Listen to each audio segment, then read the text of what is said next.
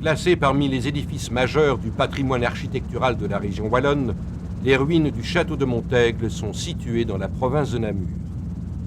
Bâti au confluent de la Moligné et du Flavion, sur un éperon rocheux occupé par une garnison militaire à la fin de l'époque romaine, le château devint dès le XIVe siècle une forteresse et fut incendié en 1554 par les troupes du roi de France Henri II.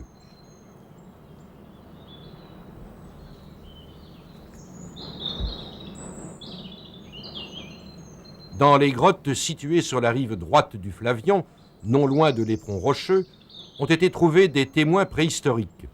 L'une des 4 grottes a livré un matériel paléolithique confirmant une présence humaine entre 40 000 et 30 000 avant Jésus-Christ.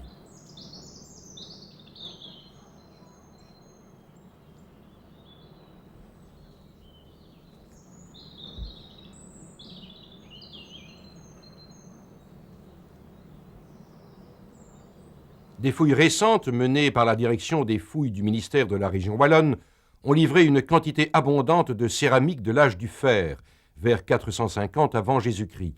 Mais c'est surtout à la fin de l'époque romaine que s'affirme la vocation défensive de Montaigle suite à l'insécurité croissante.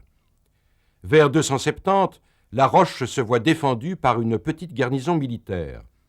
Au début du IVe siècle, un mur d'enceinte de pierre, large de 2 mètres, ceinture le sommet. Les fouilles ont permis de retrouver l'emplacement de plusieurs cabanes en bois et torchis où étaient casernés les militaires et leurs familles. Une occupation intermittente du rocher s'est prolongée jusqu'au milieu du Ve siècle. Le site fut abandonné pendant près de 4 siècles.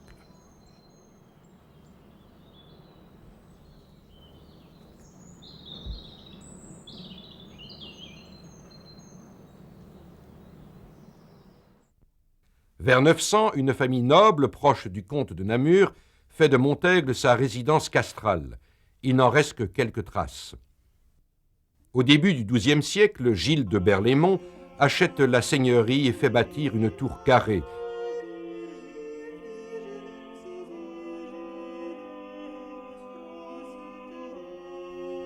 C'est en 1298 que le comte de Namur rachète le rocher de Montaigle pour son fils cadet, Guy, qui y édifie au début du XIVe siècle un château fort.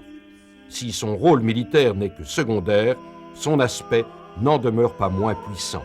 Le château se structure en 3 parties. Au sommet, le logis résidentiel défendu par une puissante tour ronde. La cour avec les communs et le puits de 33 mètres de profondeur. La basse cour au pied du château, abritant grange et écurie.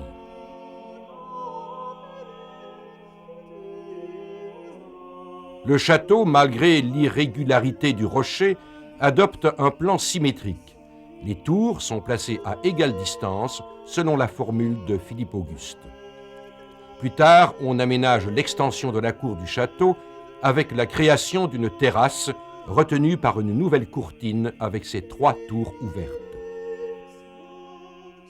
Les transformations entreprises au XVe siècle bouleversent la physionomie du château et souligne le caractère résidentiel au détriment de l'aspect défensif.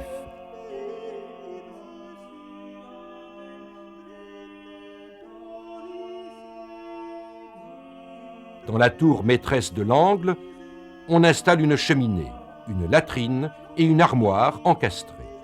On peut remarquer le départ d'escalier conduisant à l'étage.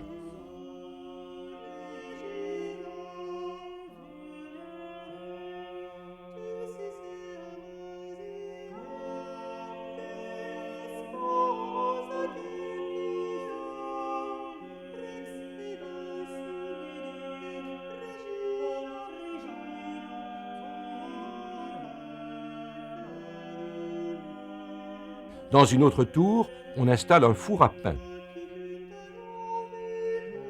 La façade sud, refaite à neuf, s'orne de 2 grandes fenêtres à banquettes et chaque salle comporte une grande cheminée.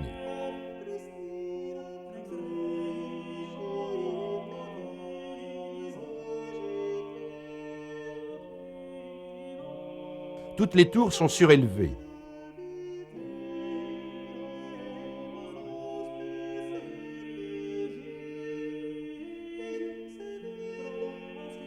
Pour gagner du volume entre la tour d'entrée et la partie haute, on construit 2 grandes caves voûtées. Sur ces voûtes, on construit une habitation à 3 niveaux. Contre les escaliers qui conduisent à la partie haute, on édifie une grande salle voûtée.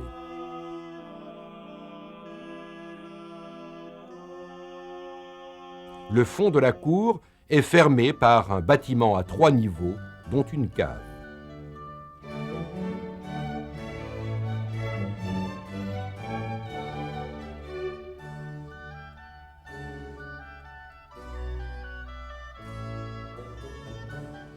Une tour carrée est construite à l'extérieur. Sa moitié inférieure est une citerne. La partie supérieure comprend une pièce voûtée.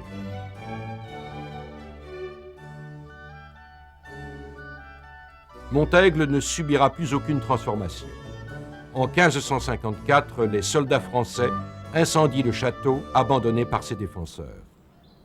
Montaigle devient une carrière de pierre pour les villageois et une source d'inspiration pour les poètes.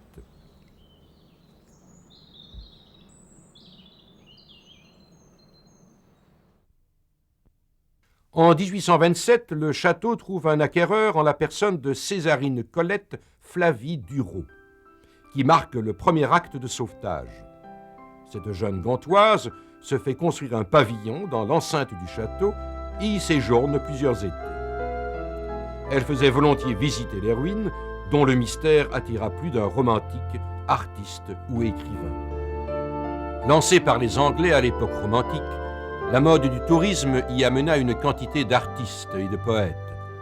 Le caractère désolé et solitaire des ruines convenait à leur âme voyageuse et mélancolique. Un visiteur illustre fut Victor Hugo, qui visita les ruines en 1863. La coutume d'utiliser les ruines comme carrière poussa la propriétaire désenchantée à revendre Montaigle.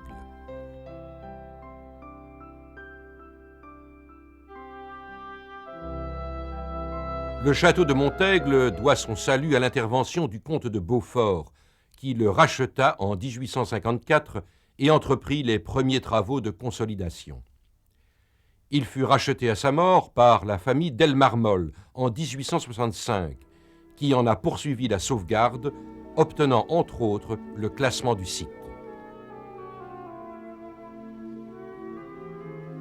La relève sera assurée vers les années 60 par l'Association des Amis de Montaigle, groupement de bénévoles désireux de sauver et de mettre en valeur ce monument. Grâce aux aides publiques, la communauté française d'abord, la région wallonne ensuite, et au soutien de mécènes et de groupements bénévoles, les travaux de sauvegarde ont pu être menés à bien.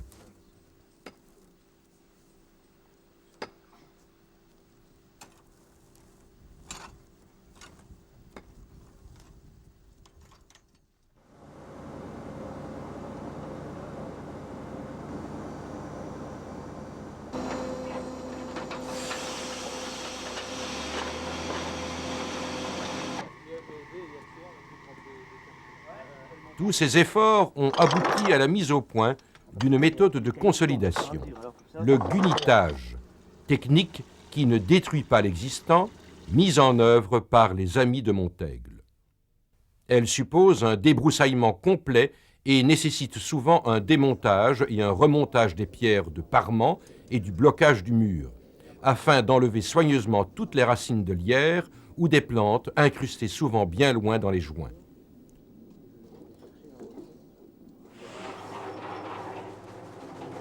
Le gunitage consiste en une projection de béton très fin, le micro-béton, dans les joints des pierres de parement et sur les arrachements des murs. Les matériaux sont véhiculés à l'état sec dans un tuyau souple. Leur humidification s'opère dans la lance de projection ou gun.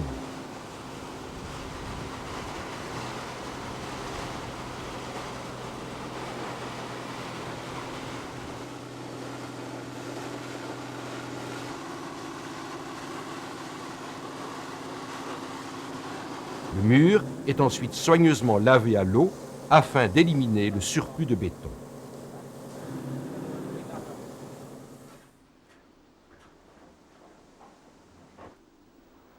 Un autre aspect important pour la sauvegarde de Montaigle est la restauration.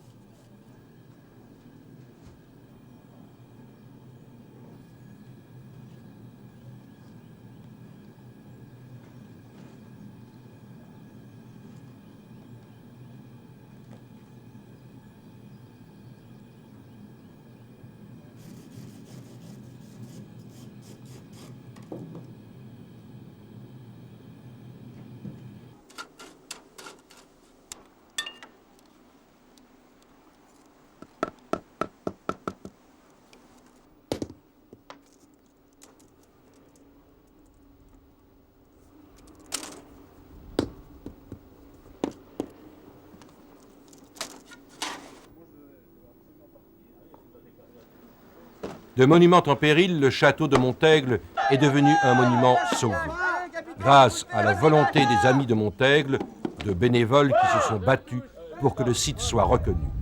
C'est ainsi que le château de Montaigle a été inscrit sur la liste du patrimoine exceptionnel de la Wallonie, ce qui est une garantie pour la poursuite de la recherche archéologique historique du site de Montaigle et l'accès aux visiteurs tout au long de l'année.